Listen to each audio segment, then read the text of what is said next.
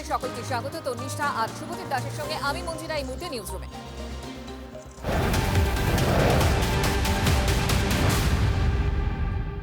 সন্ধ্যের super prime টাইমে আজকে এই মুহূর্তে যে খবরে আমরা নজর রাখবো সেটা হচ্ছে আজকে বিধানসভায় মুখ্যমন্ত্রী শুভেন্দু অধিকারী তিনি ইঙ্গিতপূর্ণ একটা মন্তব্য করেছেন। তিনি নাম না করে বলেছেন যে প্রতিষ্ঠিত চোর তিনি ভেতরে থাকবেন নাকি বাইরে থাকবেন সেটা তো সময় বা ভবিষ্যৎ বলবে। আর এরপর থেকেই রাজনৈতিক মহলে জল্পনা তুঙ্গে। অভিষেক বন্দ্যোপাধ্যায় সম্পর্কে যে এই ইঙ্গিতপূর্ণ মন্তব্য করেছেন তারপরেই জল্পনা তুঙ্গে। তাহলে কি অভিষেক বন্দ্যোপাধ্যায়ের জেল যাত্রা হবে?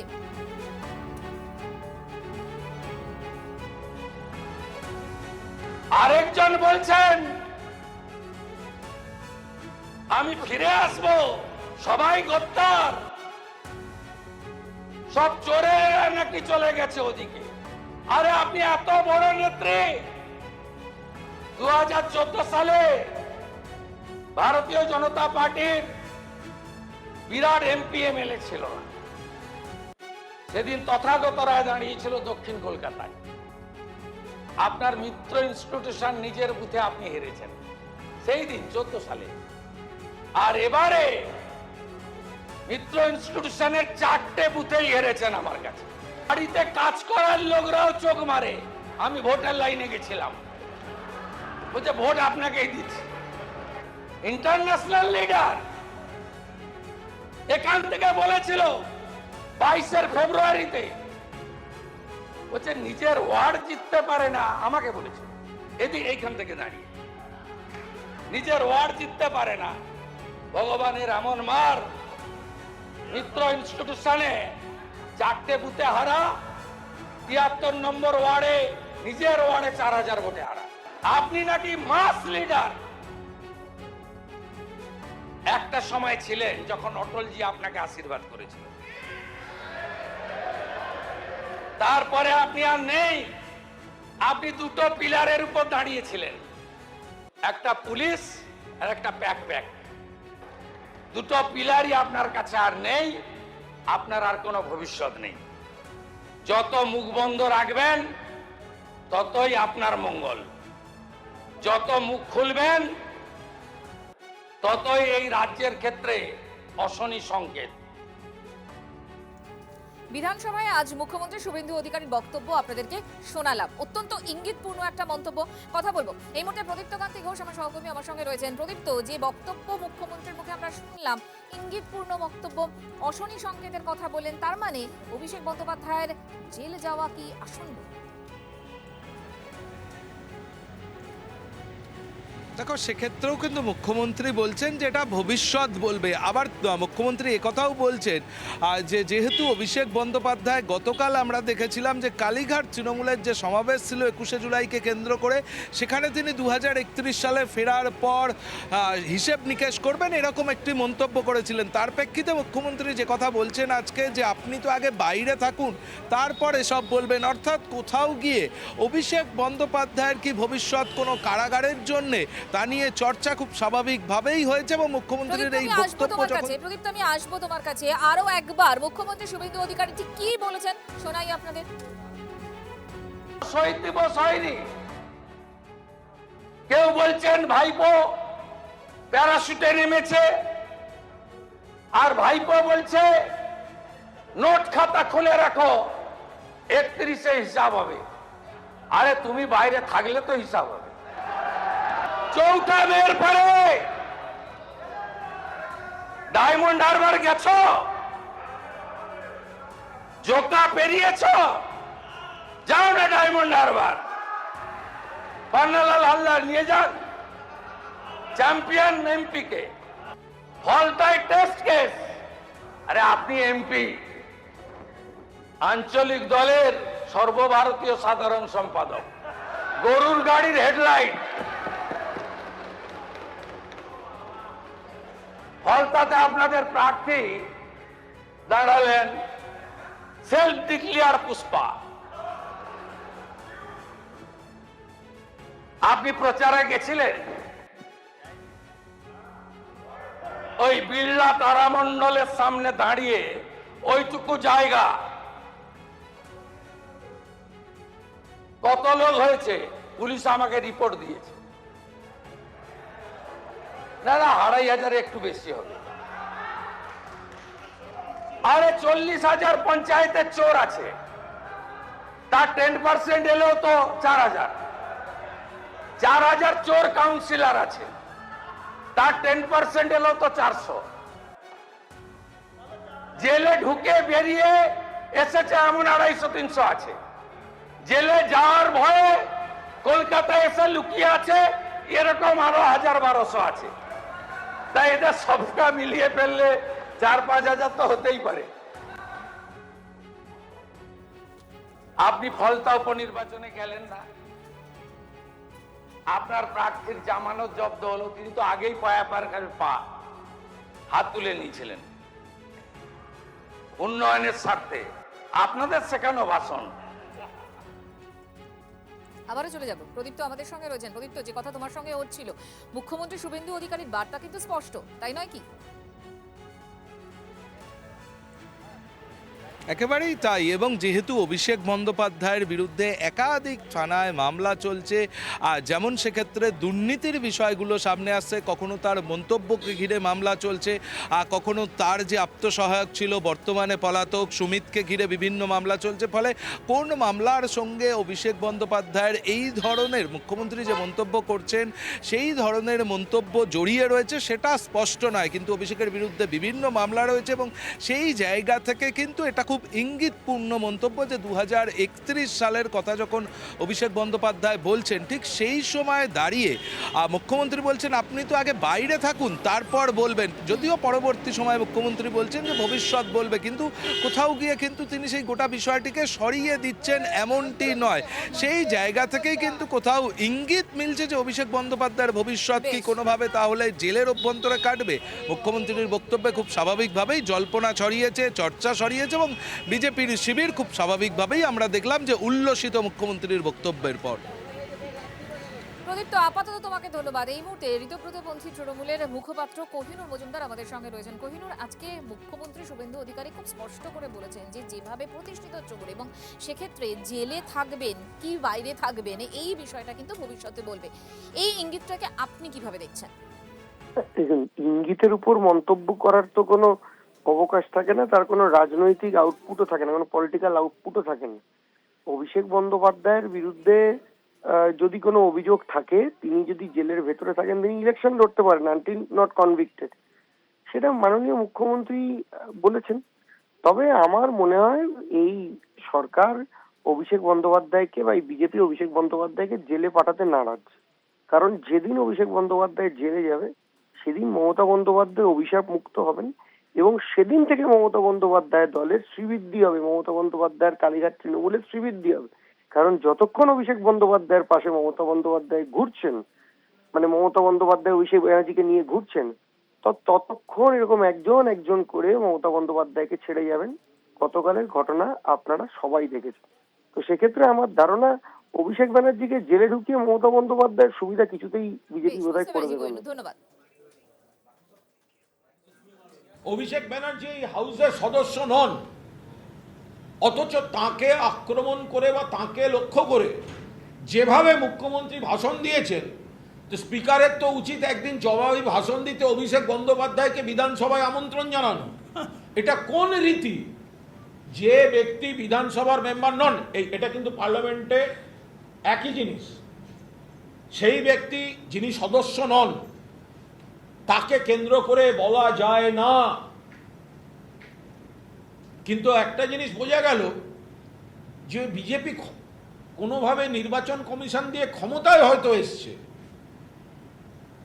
কিন্তু ঘুম থেকে উঠে থেকে রাতের স্বপ্ন থেকে দুঃস্বপ্ন সবটাই এখনো মমতা বন্দ্যোপাধ্যায় আর তৃণমূল কংগ্রেস কেন্দ্রিক। নইলে এতবার পুলিশ বাজেটে মমতা বন্দ্যোপাধ্যায়ের অভিষেক বন্দ্যোপাধ্যায়কে পথসভার ভাষায় কেউ রাজনৈতিক আক্রমণ করেন না। মুখ্যমন্ত্রী শুভেন্দু অধিকারী তিনি অভিষেক বন্দ্যোপাধ্যায়কে নিয়ে কি বলেছেন সেটা নিয়ে আমরা এতক্ষণ ধরে কথা বলছিলাম। অভিষেক বন্দ্যোপাধ্যায় জেল যাত্রা সম্ভাব্য কিনা সেটা নিয়ে কথা বলছিলাম, কিন্তু না, শুধুমাত্র অভিষেক বন্দ্যোপাধ্যায় নয়, মুখ্যমন্ত্রী শুভেন্দু অধিকারী তিনি কিন্তু তৃণমূল কংগ্রেস নামক এই রাজনৈতিক দলটি নিশ্চিহ্ন হয়ে যাওয়ার হুঁশিয়ারিও দিয়েছেন। তার কারণ তিনি বলেছেন যে গর্ত থেকে বের করে চুরি ডাকাতির হিসেব নেওয়া হবে। এভাবেই আজ হুঙ্কার দিয়েছেন শুভেন্দু অধিকারী। শুনুন কি বলেছেন তিনি। এই ভাইপোপন্থী তৃণমূলের নাম নিশান পশ্চিমবঙ্গে থাকবে না। আমার দায়িত্ব।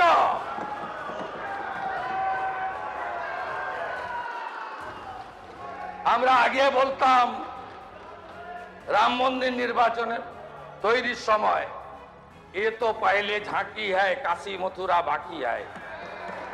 আমি আজকে বলছি फलता तो पहले झांकी है, रेजीनगर नंदीग्राम बाकी है। कोनो ভোটে জিততে পারবেন না, কোনো ভোটে। ওই লম্ফ জম্প পিসি বলে 400 মামলা, তাও তো ভয় পায়নি ছেলেটা আমার। ওটা বাঘ না বিড়াল? ফলতাতে একবার দেখেছেন, যতদিন যাবে দেখবেন। আর যত চুরি ডাকাতি করেছেন হিসাব তো নয়, বের করব, গর্ত খুঁড়ে বের করব। কেউ যদি একটা জিনিস কেউ যদি অন্যায় করে, অন্যায়কে আমরা প্রোটেকশন দেবো না, অন্যায় সাজা তাকে পেতে হবে। যদি কেউ অন্যায় করে থাকে অন্যায়ের সাজা তাকে নিতে হবে। মুখ্যমন্ত্রী যে কথা বলেছেন, যদি তথ্য বা সেরকম কিছু থাকে তাহলে মুখ্যমন্ত্রী তাকে ব্যবস্থা নেবে। বেআইনিভাবে তো কাউকে যদি অন্যায় করে তাহলে সেটা আমরাও মানব না। সে যে দলেরই হোক বা বিরোধী পক্ষের হোক, অন্যায়ের বিরুদ্ধে আমরা আছি। কিন্তু যে অন্যায় করে, কোনো অন্যায়কারী যেন আইনের শাসনের বাইরে না যায়, সকলে যেন আইনে আওতায় এনে তার ব্যবস্থা নেওয়া হয়। এবার কল্যাণ বন্দ্যোপাধ্যায় বিস্ফোরক মন্তব্য করেছেন। কাকে নিয়ে? অভিষেককে নিয়ে। কি বলেছেন? বিগ বলে আমি পিসারকে বলবো এই ভোটে দেখানোর জন্য ঠিক কি বলছেন কল্যাণ বন্দ্যোপাধ্যায়। তিনি বলছেন কি করছেন অভিষেক? প্রশ্ন তুললেন কল্যাণ বন্দ্যোপাধ্যায়। অভিষেক বন্দ্যোপাধ্যায় কি করছেন? শুধুমাত্র নিজের বাড়ি থেকে কালীঘাটে গেলে হবে না, বেরোতে হবে বলছেন কল্যাণ বন্দ্যোপাধ্যায়। ডিম খাই, লাঠি খাই, বেরোতে হবে, এটা রাজনীতির অঙ্গ বলছেন কল্যাণ বন্দ্যোপাধ্যায়। একজন ভদ্রমহিলা এসে কি বলেছে জানেন? গ্রামের মানুষ, দিদিকে বেরোতে বলুন, দিদিকে ঘুরতে বলুন, না তো আমরা সাহস পাচ্ছি না। অভিষেক ব্যানার্জি কি করছে? শুধু নিজের বাড়ি আর কালীঘাট করলে তো হবে না, বেরোতে হবে ভাই। ডিম খায়, লাঠি খায়, ঝুল যাই খায়, গালাগাল খায়, এটা তো রাজনীতির অঙ্গ। ঘরে বসে থাকলে তো হবে না। আজও পর্যন্ত পশ্চিমবাংলার মানুষ মমতা দিকে চাইছে। মমতা দিদির জন্য লড়াই করতে আমি প্রস্তুত আছি, কিন্তু দিদিকেও বুঝতে হবে বাস্তবটা কি। দিদি যদি বাস্তব না বোঝে তাহলে দিদি যে দল তৈরি করেছে, দিদি নিজের হাতে সেই দল শেষ করবে। বিস্ফোরক বক্তব্য শুনলেন কল্যাণ বন্দ্যোপাধ্যায়। তিনি অভিষেককে পাঠ পড়াচ্ছেন রাজনীতির। পাল্টা কুণাল ঘোষ তিনি কি বলছেন শুনুন।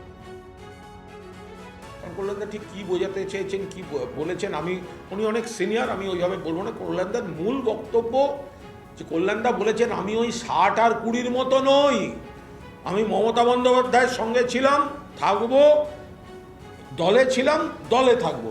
তো এটা তো হচ্ছে নির্যাস।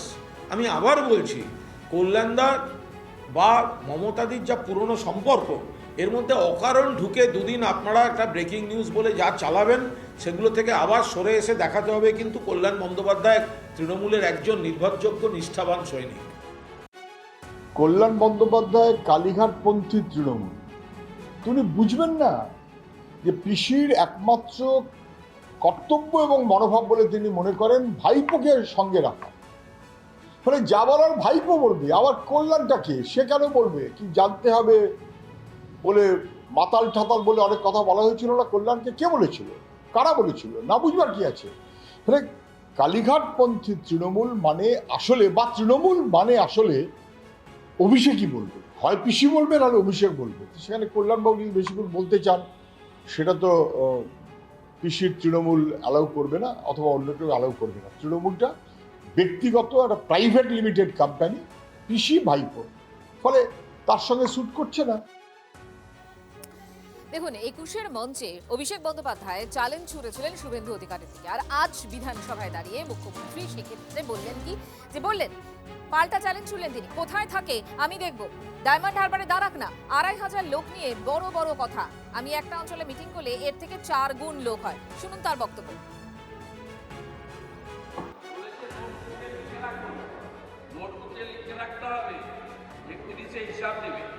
কোথায় থাকে আমি দেখব, ডায়মন্ড হারবারে দাঁড়াক না। বড় বড় কথা শুনেছি, 2500 লোক নিয়ে বড় বড় কথা। আমি একটা অঞ্চলে একটা গ্রাম পঞ্চায়েতে মিটিং করলে এর থেকে 4 গুণ লোক। 21শে জুলাই হলো বিজেপি সরকার 21শে জুলাই আটকাতে পারলেন, শুভেন্দু অধিকারী 21শে জুলাই আটকাতে পারলেন, অমিত শাহ 21শে জুলাই আটকাতে পারলেন, কলকাতা পুলিশ 21শে জুলাই আটকাতে পারলেন। যারা নিজেদের তৃণমূল বলে দাবি করত, গিয়ে একবার দেখে আসুন মেয়র রোডে যে কটা লোক রয়েছে, গ্রামে জেসিবি দিয়ে মাটি কোপানোর সময়ের থেকে বেশি লোক হয়। ভালো তৃণমূল, তাই না?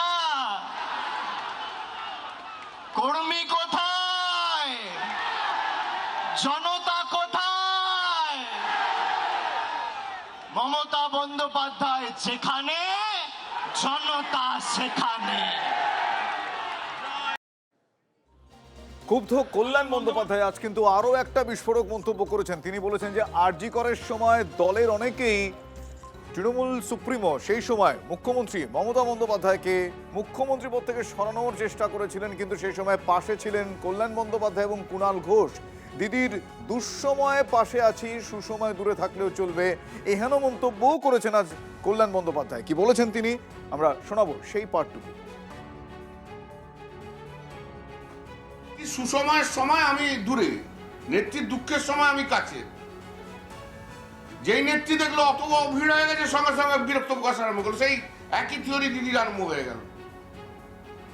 নেত্রীর সুখের সময় ববি হাকিম, চন্দ্রিমা ভট্টাচার্য, অরূপ বিশ্বাস, এই সব, সুদীপ বন্দ্যোপাধ্যায় সব রয়েছে। নেত্রীর খারাপ সময় তো আমি একা রয়েছি। আরজি করের সময় দলের মধ্যে কোন নেতা মমতা থেকে চিফ মিনিস্টার থেকে সরাতে চেয়েছিল? এটা সত্য, এটা বাস্তব। সে বাস্তবকে যদি না মানতে হয়, সেদিনকে আমি আর কুণাল দিদির পাশে ছিলাম, আর কেউ ছিল না। যে সরাতে চেয়েছিল সে কি এখন আছে আপনাদের সঙ্গেই আছে? সে তুমি ধরে নাও, যা আছে আছে, তুমি বুঝে নাও। সব কথা তো আমাকে বলতে হবে, এমন তো কোনো কথা বলার নেই। 2023 সালে রোগী কল্যাণ সমিতির চেয়ারম্যান হিসেবে আরজি করে কাজ করতে গিয়ে যখন সেখানে সন্দীপ ঘোষ এবং সুদীপ্ত রায়ের নেতৃত্বে এবং প্রাক্তন বিধায়কের প্রত্যক্ষ বা পরোক্ষ মদতে কোটি কোটি টাকার পাহাড় প্রমাণ, আর্থিক দুর্নীতির সমস্ত তথ্য প্রমাণ আমি পেয়েছিলাম, আমি সমস্ত কাগজপত্র নবান্নের 14 তলায় এবং আমি স্বাস্থ্য ভবনে দিয়ে এসেছিলাম এবং মমতা বন্দ্যোপাধ্যায় মহোদয়াকে হোয়াটসঅ্যাপ করে জানিয়েছিলাম। উল্টে দেখলাম আমাকেই সেখান থেকে সরিয়ে দেওয়া হলো এবং আবার সন্দীপ ঘোষ এবং সুদীপ্ত রায়কে পুনর্বহাল করা হলো। অভয়ার 9 আগস্ট 2024-এর পর সারা পৃথিবী যখন সন্দীপ ঘোষের দিকে আঙুল তুলছিল, তখন মমতা বন্দ্যোপাধ্যায় মহোদয়া বললেন যে সন্দীপ ঘোষেরও পরিবার আছে, তাকে আমরা আরজি কর থেকে সরিয়ে ন্যাশনাল মেডিকেল কলেজে প্রিন্সিপাল করছি। অর্থাৎ আরজি করের ক্ষেত্রে তিনি যে দুর্নীতিকে পরোক্ষভাবে মদত করেছিলেন এবং দুর্নীতিগ্রস্তদের তিনি আরো পুরস্কৃত করেছিলেন এবং আমার মতো যারা দুর্নীতিটা সামনে তুলে প্রতিকার চেয়েছিলেন তাদেরকে শাস্তি দিয়েছিলেন। এবং অভয়ার ক্ষেত্রেও তিনি সন্দীপ ঘোষের মধ্যে একটা কালপিটকে তিনি তার সহানুভূতি স্নেহের চোখে দেখেছিলেন। এটা কিন্তু সারা পৃথিবীর মানুষের মধ্যে বুঝে গেছে। এই মুহূর্তে একটা বড় খবর আসছে, ব্রেকিং নিউজ দিয়ে আপনাদেরকে। কালীগঞ্জের তামান্না হত্যা মামলায় এবার সাপ্লিমেন্টারি চার্জশিট পেশ। কথা বলবো আমাদের প্রতিনিধি মহাদেবের সঙ্গে, মহাদেবের থেকে ডিটেইলস জানবো। Mahadev, The person you are মহাদেবের সঙ্গে কথা বলার চেষ্টা করছি আমরা, তবে তার আগে এই মুহূর্তে আরো একবার আপনাদের জানিয়ে রাখি যে বড় খবরে এই মুহূর্তে নজর। কালীগঞ্জের তামান্না হত্যা মামলায় সাপ্লিমেন্টারি চার্জশিট পুলিশের। কৃষ্ণনগর জেলা আদালতে অতিরিক্ত চার্জশিট পেশ।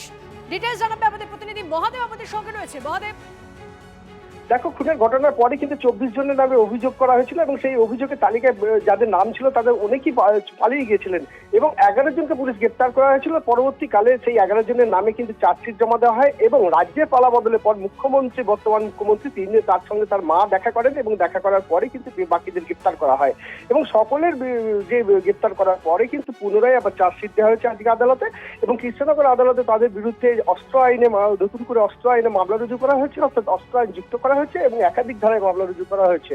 এই ঘটনার এখনো পর্যন্ত বলা যেতে পারে যে সকল অভিযুক্তদের গ্রেপ্তার করা হয়েছিল তাদের বিরুদ্ধে আবার পুনরায় চার্জশিট জমা করে দেওয়া হলো পুলিশের পক্ষ থেকে। বেশ, ধন্যবাদ মহাদেব। তামান্নার মা শামিনা ইয়াসমিন এই মুহূর্তে আমাদের সঙ্গে রয়েছে। শামিনা, আপনার থেকে যেটা জানতে চাইবো যে তামান্নার যে হত্যা মামলা সেটাতে সাপ্লিমেন্টারি চার্জশিট পুলিশের, এই যে পুলিশের ভূমিকা সেটা নিয়ে কি বলবেন? পুলিশের যে আগে কাজটা করা দরকার ছিল সেই কাজটা পুলিশ। হ্যালো, হ্যাঁ শোনা যাচ্ছে, বলুন। আগে যে কাজটা করা দরকার ছিল 1 বছর আগে, সেইটা পুলিশ এত লেট করে করলো কেননা আগে সরকার চাননি, এখনকার সরকার চেয়েছেন, তাই এখন কাজটা হলো। তো আপনি আশ্বস্ত যে বিচার পাবেন এবার? হ্যাঁ, আমি আশ্বস্ত এই জন্যই যে এই এখনকার সরকার বিচার দেবেন আর বাংলাকেও সুরক্ষিত রাখবেন, সবাই স্বাধীনভাবে চলার সুযোগটুকু পাবেন, এই জন্য আমি আশ্বস্ত হয়েছে। বেশ, অনেক ধন্যবাদ আমাদের সঙ্গে কথা বলার জন্য। যারা অলরেডি এই মামলায় চার্জশিটেড তাদের এগেনস্টে নতুন কিছু সেকশন দেওয়া হয়েছে। নতুন সেকশন কি? এখানে নতুন সেকশন দেওয়া হয়েছে আর্মস অ্যাক্ট। 12 জন আসামি ভেতরে রয়েছেন, 1 জন বেলে রয়েছেন। যে এরা যেহেতু সাক্ষীর দিন আছে, এরা যেহেতু ভেতরে আছেন, সাক্ষী কোনোভাবেই দেরি করা উচিত না, এটা আমরা চাইছি। এবং আমরা তার সাথে কোর্টের কাছে আরেকটাও প্রেয়ারও করেছি যে এই মামলার সাক্ষী চলতে গেলে যা যা ডকুমেন্টস আইন অনুযায়ী দেওয়ার দরকার সেই সমস্ত ডকুমেন্টস প্রসিকিউশন আমাদের দেয়নি, সেই মর্মে একটা পিটিশন করেছি। সাপ্লিমেন্টারি সিএসটা পড়লো, এবার পরের দিনকে অল অ্যাকিউজকে এখানে নিয়ে আসবে। অ্যাকিউজদের সব কপি দেওয়া হয়েছে, কপি সব রিসিভ করেছে অল অ্যাকিউজ। পরের দিনকে এই মামলার আবার অল্টারনেটিভ চার্জও হতে পারে। তামান্নার মা নির্বাচনে বিজেপি তৃণমূলের বিরুদ্ধে এমনকি নিজে লড়াইতে থেকেছেন। বিচার অধরা ছিল। আগের মুখ্যমন্ত্রী অপরাধীদের পাশে দাঁড়িয়েছেন, কিন্তু তারা তৃণমূল। এখনকার মুখ্যমন্ত্রী অন্তত সেই ফাইলটা ওপেন করেছেন তামান্নার মায়ের কথার পরিপ্রেক্ষিতে, বা বামপন্থীরা সেই দাবি করেছিল। তামান্নার মার সঙ্গে যোগাযোগ হয়েছে তার, বা তিনি যোগাযোগ করেছেন এবং কয়েকজনকে গ্রেপ্তার করেছেন, হয়তো বেশিরভাগটাই গ্রেপ্তার করেছেন, চার্জশিট দিয়েছেন, যেটা ডিউ 2 বছর পর সেই ডিউ প্রসেসটা হয়তো এগোচ্ছে। মাঝখানে অনেকটা সময় চলে গেছে, কিন্তু এটাই স্বাভাবিক এবং সঙ্গত। আইনের শাসন থাকলে সর্বত্র এটা হওয়া উচিত। আইনের শাসন না থাকলে সর্বত্র ধামা চাপা দেয়। একটা ঘটনায় বিচার হচ্ছে মানে বিচারের ব্যবস্থা হয়ে গেল এমনটা ভাবার কোনো কারণ নেই। পরে আরও অনেকগুলো ঘটনা আছে, দেখা যাক সরকার কি করে, তার উপর নির্ভর করবে মানুষ তাকে কিভাবে দেখবে। আচ্ছা, বদলের বাংলায় তো একের পর এক ফাইল খুলছে, এবার কি তাহলে কোথাও গিয়ে শীতলকুচি ফাইল খুলতে চলেছে? এই প্রশ্ন উঠছে। চাপ কি বাড়তে চলেছে মমতা বন্দ্যোপাধ্যায়? প্রশ্ন উঠছে এই কারণেই, কারণ মমতা বন্দ্যোপাধ্যায়ের বিরুদ্ধে উস্কানির অভিযোগ তুলে বিধানসভায় সরব হয়েছেন বিজেপি বিধায়ক দেবাশিস ধর। অত্যন্ত বড় খবর, মমতা বন্দ্যোপাধ্যায়ের বিরুদ্ধে উস্কানির অভিযোগ তুলে বিধানসভায় সরব হয়েছেন বিজেপি বিধায়ক দেবাশিস ধর। শীতলকুচি ঘটনা যেটা হয়েছিল, ঘটনায় 3টি এফআইআর হয়েছিল ওই উস্কানি দিয়ে ঘটনাটা ঘটানোর জন্য।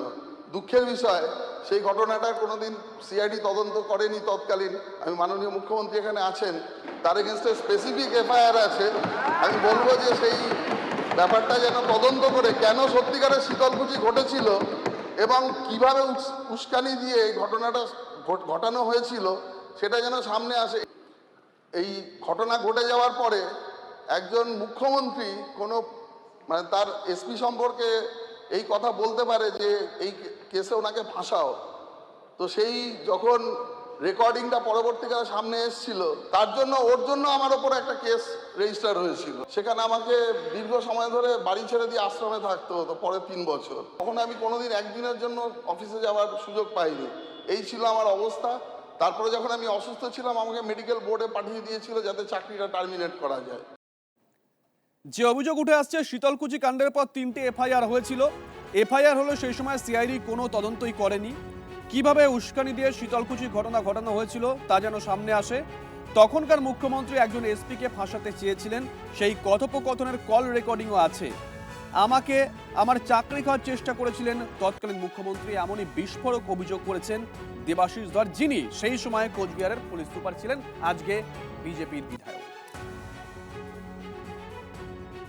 এখন যেটা দাঁড়িয়েছে, যার যা ইচ্ছে পুরনো কোনো ঘটনার উপর দাঁড়িয়ে একটা করে স্টেটমেন্ট, একটা করে তদন্ত এবং তারপরেই টার্গেটেড হ্যারাসমেন্ট। ফলে যা যা দেখা যাচ্ছে এখন কি হচ্ছে পরের কথা, পুরো অতীতের খাতায় খেলে দিয়ে কোনো একটা অভিযোগ খাড়া করে দেওয়া, কারুর একটা নাম জুড়ে দেওয়া, কাউকে টার্গেট বা মেলাইন করার জন্য এগুলো চলছে।